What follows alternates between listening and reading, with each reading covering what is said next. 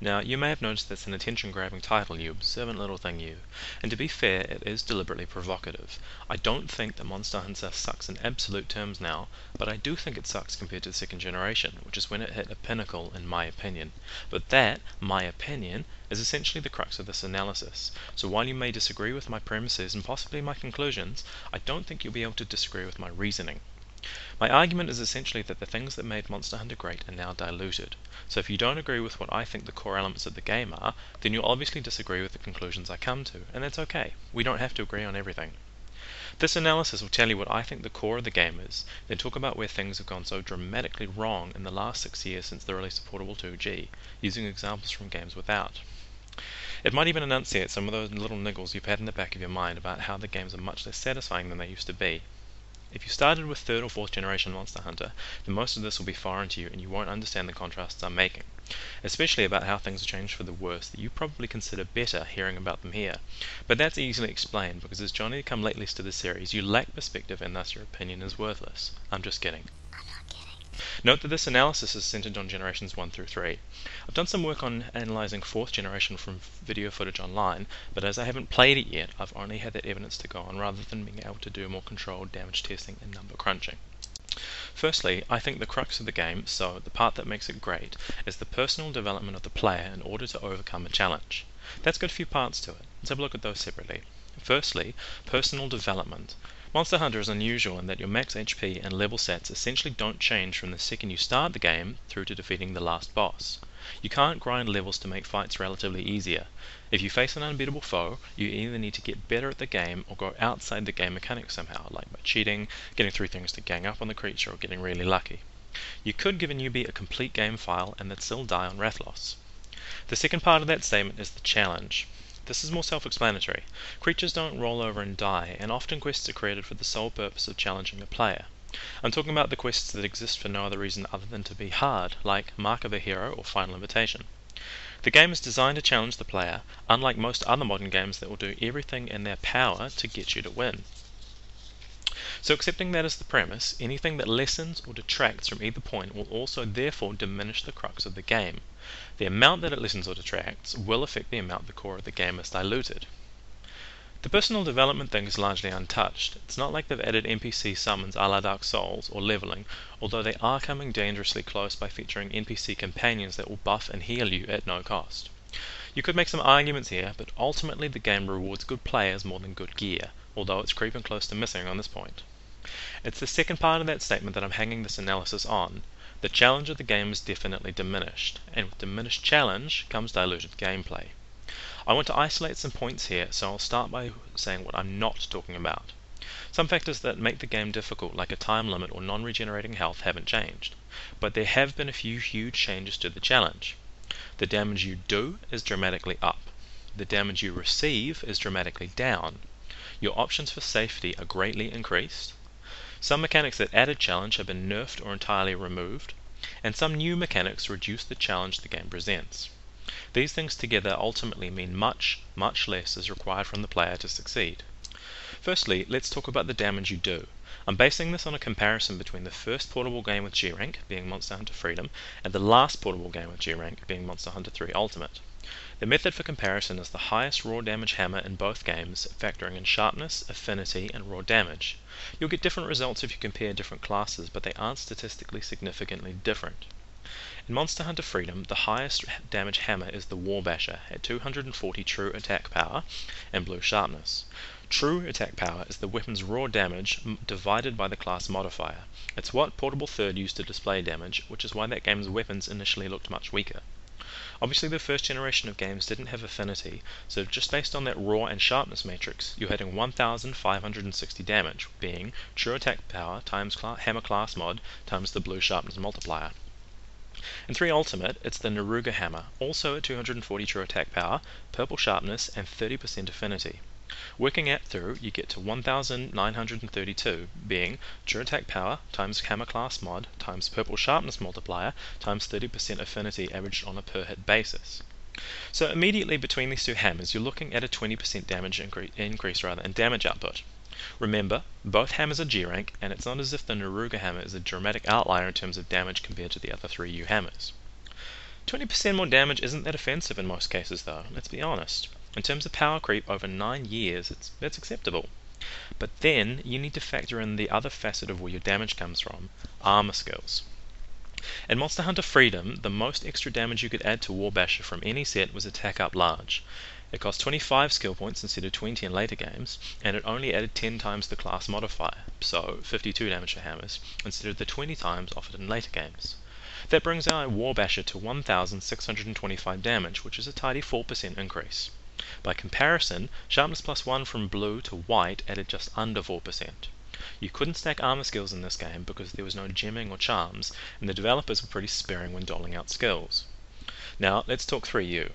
There's a plethora of obscene damage skills to pick from, and that's before we talk about the insane damage multiplier Purple Sharpness offers when we only hit white in Monster Hunter Freedom. Not only are these skills individually far more powerful, you can slap a bunch of them together. Even without a god tier charm, and we'll talk about those later, you can get Adrenaline plus 2, Attack Up Large, and Critical Draw pretty easily. Taking our Naruga Hammer for an unsheathed hit and we get 3,163 damage. That's 64% more than the basic unboosted hit, on top of already doing about 20% more than Warbasher. This massive damage boost is offset by a couple of things. Firstly, 3rd generation creatures often have higher hit points and much higher stagger limits, so it's very hard to soft lock something, and of course headlocking was removed long ago. But you are still pumping out a lot more damage, and with something like 65% of that coming from your gear, you can see the shift in importance from player skill to player gear.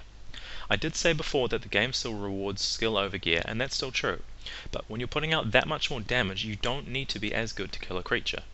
It is true that stagger limits could easily be manipulated by expert players in previous games, but that took a lot of practice and understanding, whereas any schmuck can get the same level of safety in 3U. Let's talk about player damage now. This is about the damage you take instead of what you deal.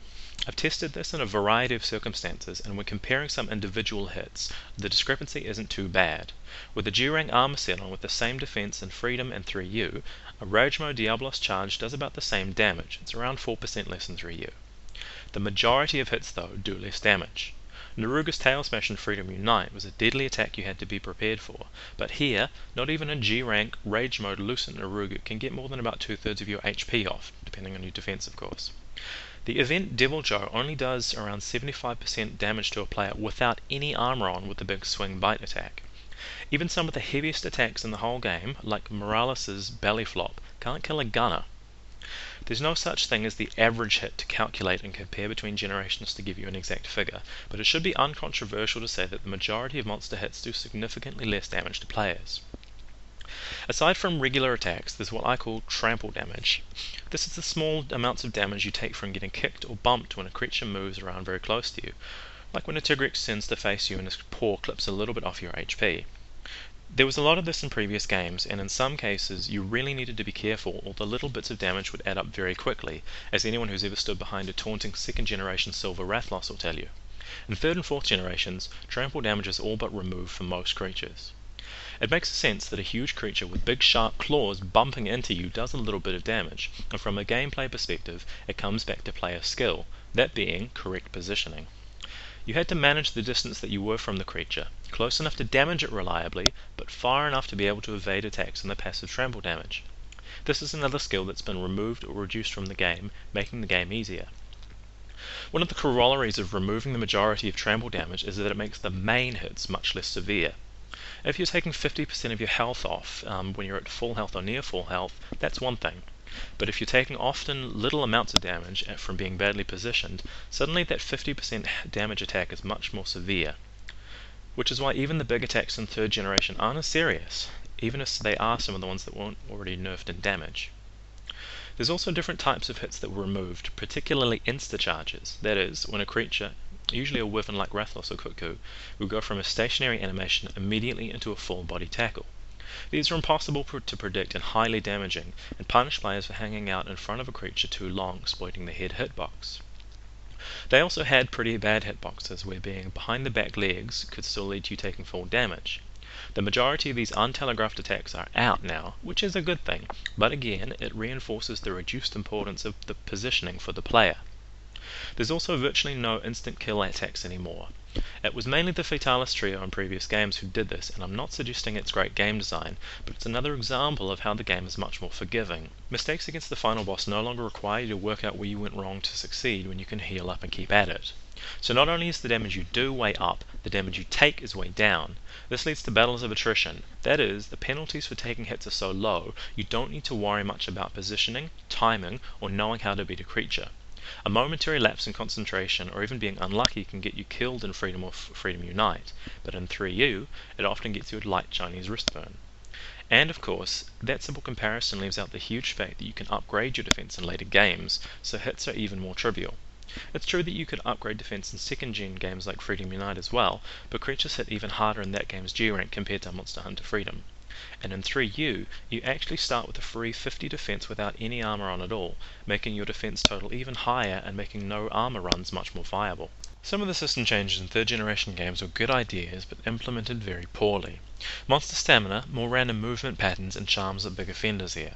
In Freedom Unite, that Tigrex is trying non-stop to rip your face off. He does not rest in his efforts to ruin your day. But now, that poor little sucker just tires out after a few minutes, leaving him wide open to you smacking him all over.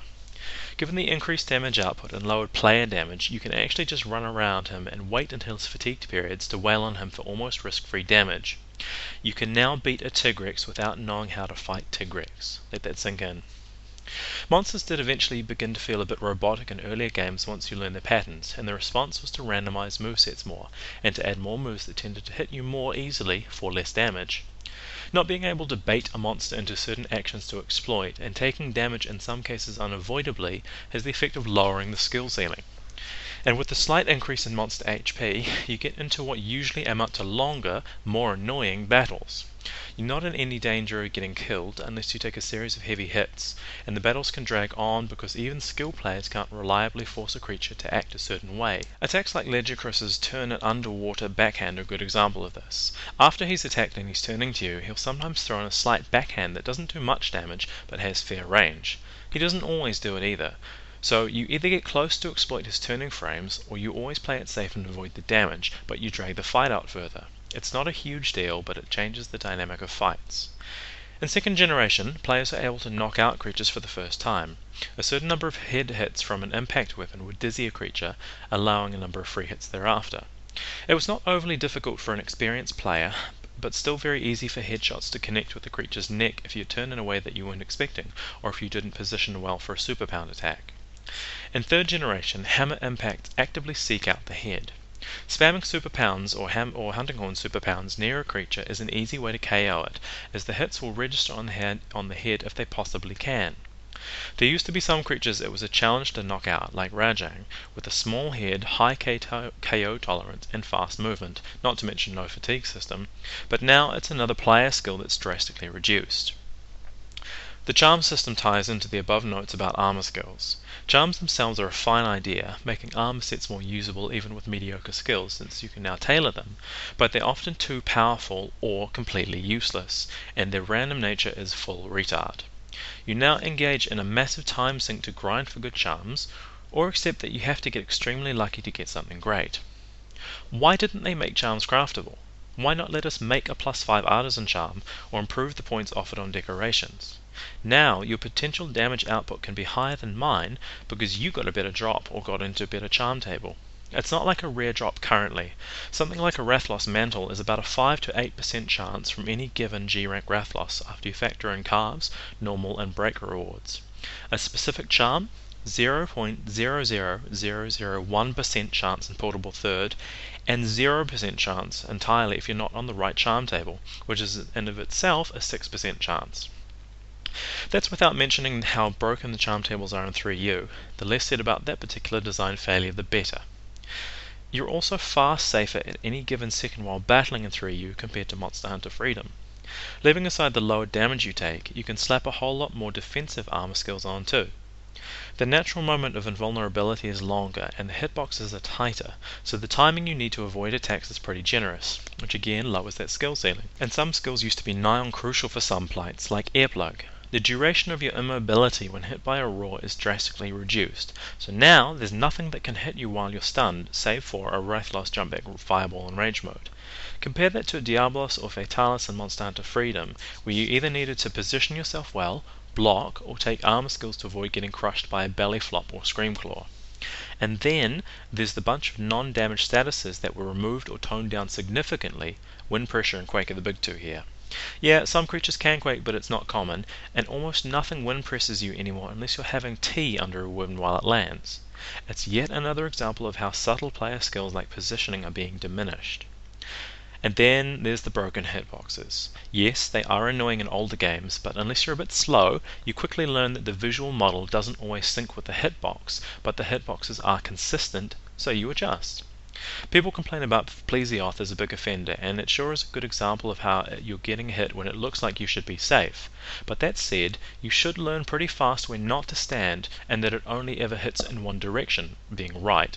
So if you hit its left leg, you're safe, even if you can't roll through the hip check. Updating the hitboxes to fit the models is a good idea. You'd be foolish to argue it's a step backwards. But the problem is not that hitboxes now sync to the visual model, it's that they overcompensate.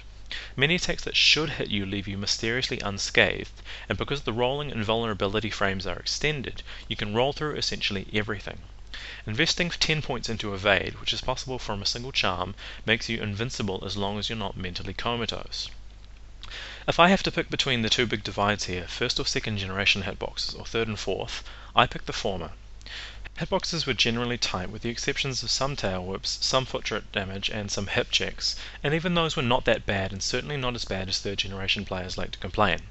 Personally, I'd rather be taken out for being careless, rather than be careless and have nothing happen when it ought to. Let's talk about the final bosses of the games for a second, to further illustrate that point about risk and reward from earlier.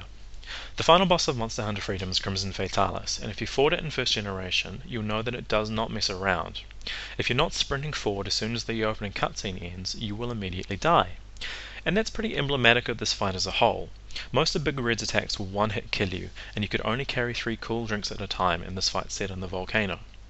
This means that 3 of your slots, drinks plus combines for more, of your 20 item slots instead of the 24 you get later, are immediately devoted just to staying alive, above and beyond the potion space you need because of its huge trample damage. There's no guts or whim skill either, you only need to get hit 3 times and the whole quest is over. You either knew how to fight a Fatalis and you could maintain concentration for the required time, or you just failed. And now, any mediocre player can kill the final boss. Dire Morales is more akin to a Sidiojuice or Gen fight rather than a proper end-boss battle, despite his physique. It's very slow and often just ignores the player. It's also very procedural in that you break one body part at a time and then you finish it off. There's little subtlety or mystery to it. The weak points glow bright red and might as well have big signs saying "hit me here," and they're generally accessible. Fatalis' head? Not so easy to hit. You'll also receive an instant message on your system notifying you of all of Morales' attacks before they happen. I don't actually think that Black Fatalis is a particularly good fight. It's coded very badly, and that you can bait it into a wall and then wail on his leg tail area for 45 minutes. Crimson and White, though, require strategy and understanding of how their armor modes work, as well as where and when to hit them. Morales isn't a terrible boss by any measure, but it is much more simple. Wearing the full set from the final boss should be a badge of skill and tenacity. Back in the day, someone wearing full dragon armor could strut about, and people knew just how much effort it took and how many Wrathlost plates it took to wear that. Even in Freedom Unite with cluster spam, most players couldn't actually stay alive long enough to beat the HR9 Weight Fatalis, and outside of game savers, in all of my time playing Freedom Unite online, I saw only 2 players with the full Weight Fatalis Z set out of the hundreds and hundreds of people I played with on G-Rank quests. All the bosses could be cheesed to death, whether it's sleep bombing, clustering, fire air soft locking, or slime spamming. But here, it's easier to cheese, and if you do screw up your fondue party, it's almost never fatal. Capcom is not good at balance in Monster Hunter. Between the skills on armor sets, the damage output of certain weapons or classes, or the interaction between armor skills not being thought out, you can always exploit something. But what's really egregious about 3U is the slime element. It's not controversial to say that slime is overpowered. When you can break a G-rank Black Diablos' horns in 3 hits at the start of a fight, you know it's pretty bad. But what makes slime different from past balancing issues is the power to ease of use ratio and its use against absolutely everything. To explain how bad it is, you needed to understand the history of balance failures across the games. The first big exploit arising from an oversight is headlocking. In the first game, Monster Hunter 1, if you did enough damage to a body part, you would see a stagger animation. If you breached the stagger limit on a part while it was still in the stagger animation, which was pretty easy since most animations gave a free damage window, it would re-stagger, even if the animation hadn't finished. This allowed you to keep a creature in a permanent cycle of staggers and kill some creatures very quickly. It didn't work on everything and it required very specific weapons, but online did degenerate into farming Rathlos plates while one guy kept it headlocked. Monster Hunter Freedom is a PSP port of Monster Hunter G, which is an expansion of Monster Hunter 1 for the PS2.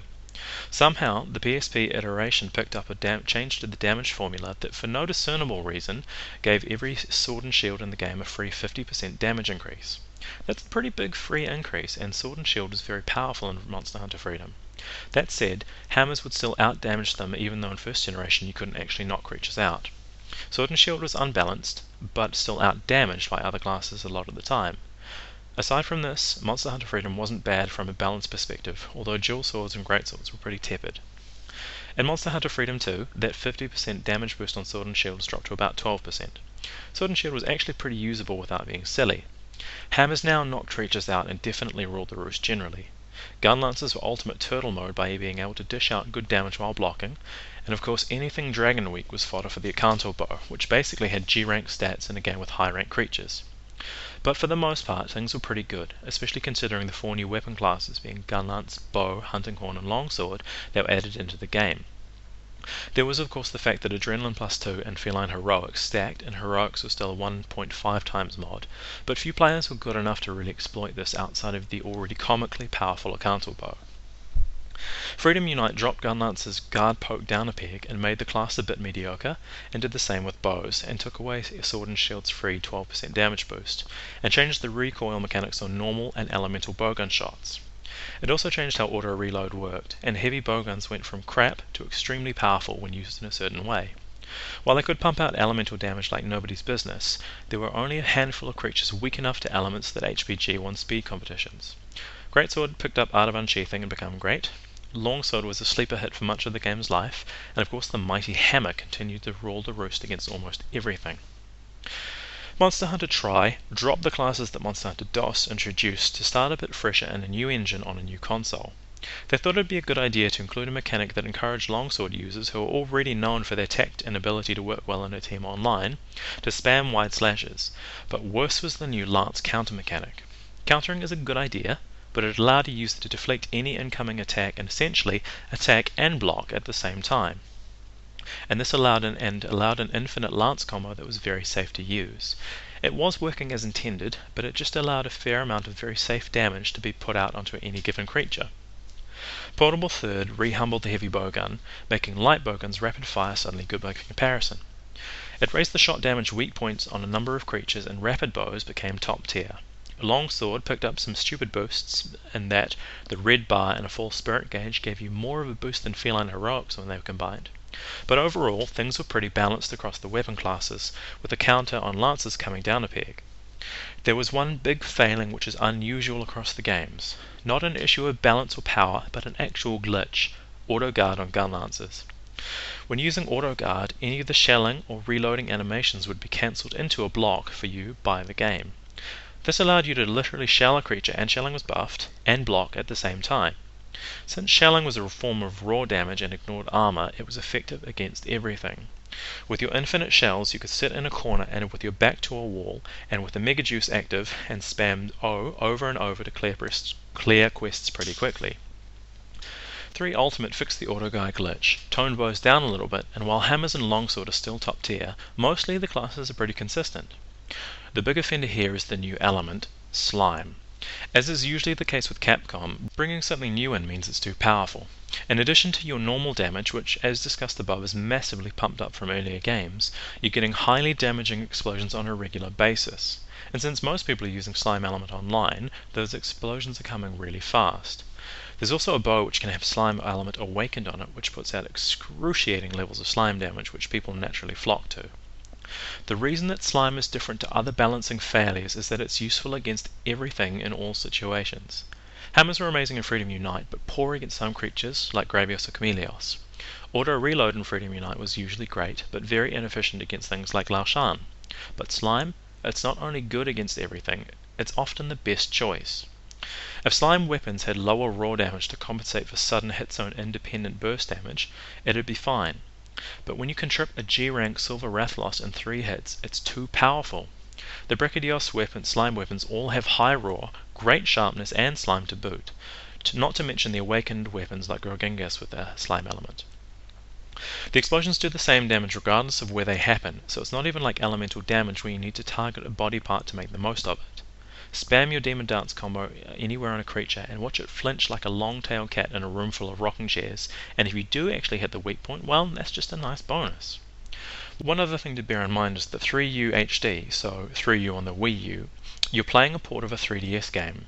You're playing online in a game designed for solo players to complete, unlike Monster Hunter Tri, which is a game designed for up to 4 players normally. Monster Health does not scale online. And interestingly, with the new mechanics, speedruns are not a test of skill anymore so much as they are a test of coordination.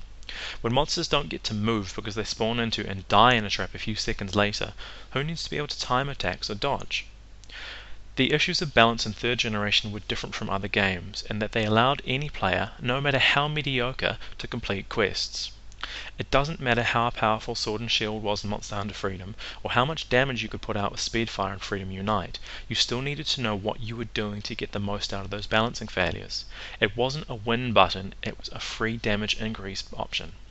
And even then, each balance issue was useful in a subset of the game's missions. Slime is unique in that it's useful against everything. There are some cases where element or attributes like poison will win out over time, but unlike every other weapon type or element, slime is always good. The obvious response to many of the points I've made about balance is that if you don't like slime element or hammers or auto reload etc, then don't use them. It's a player versus enemy game, not a player versus player one. But in doing that, you reduce the amount of content in the game, and you're having to play artificially to get a challenge. That's not good game design. That doesn't offer you a sense of accomplishment. This is going to sound very elitist, as if the rest of this essay doesn't, right? But part of the attraction for me playing Monster Hunter was that not everyone could complete the games. It was, and remains, too difficult for the average gamer. If you don't think that's an attractive proposition in a game, consider the marketing for Dark Souls with its taunting of the target audience. Part of the reason I'm not making videos for 3 Ultimate is that they aren't needed. Who needs a guide for a monster when you have a slime weapon, 2 AI comrades who also use slime weapons, and have armor made from diamond-crusted titanium? In Freedom 1, there's a quest called Thunder and Lightning. It's a dual G-rank Kirin in the battleground. With the best gear in the game and the best weapon for the job, it's still difficult for an experienced player to clear the quest in the time solo. It's one of many very difficult quests which takes advantage of the better gear you can make. In 3 Ultimate, I played to G-rank in stock low-rank armor with no charm, not because I'm MLG Pro MH, but because it's so simple. The better gear isn't there to help you clear hard quests, it's there as a set of brass knuckles to help you pummel the game into submission while it's got one hand tied behind its back. Yes, there are some DLC quests in 3U that are very challenging compared to the base content, just as there were in previous games. But to use that as a rebuttal for all my points is to ignore that the core game is much easier. That was a pretty lengthy setup, but the point is this. The balancing failings in 3rd generation Monster Hunter, especially 3 Ultimate, so overpower the player on top of the already raised damage output that when combined with the lower damage the player takes, the core of the game is significantly diluted. This is the case without using the overpowered gear, but with it, it's even more exacerbated. Monster Hunter is still a fun social action game, but it's not the same game it used to be. With the challenges to the game's mechanics, the addition of the stamina system and other tweaks that have made it more accessible, so much less is required from the player now that the core of the game is diluted. With both the requirements for success and the penalties for failure changed compared to 1st and 2nd generation games, much of what made the game great has been lost. If you only ever play to muck around with your friends or to collect armor, you'll find not much has changed that you care about. If you played because you love the challenge of putting yourself against a huge creature and relying on your skills, you'll find it's not quite the same. This is why I think Monster Hunter has lost its charm. Yes, it's more accessible now and it's more popular in the West. Yes, there are other swathe of new players online, all boosted to G-rank, running around with Brachydios weapons and mismatched sets with only the auto guard skill to go on the dual swords. Yes, more people have heard about Monster Hunter, and yes, it's finally getting critical acclaim from IGN, who are saying thanks for including lock-on, now can we get rid of those potion flexes? But now, you'll never again know the agony and triumph of beating a truly challenging quest by the skin of your teeth on your third life. Was it worth it?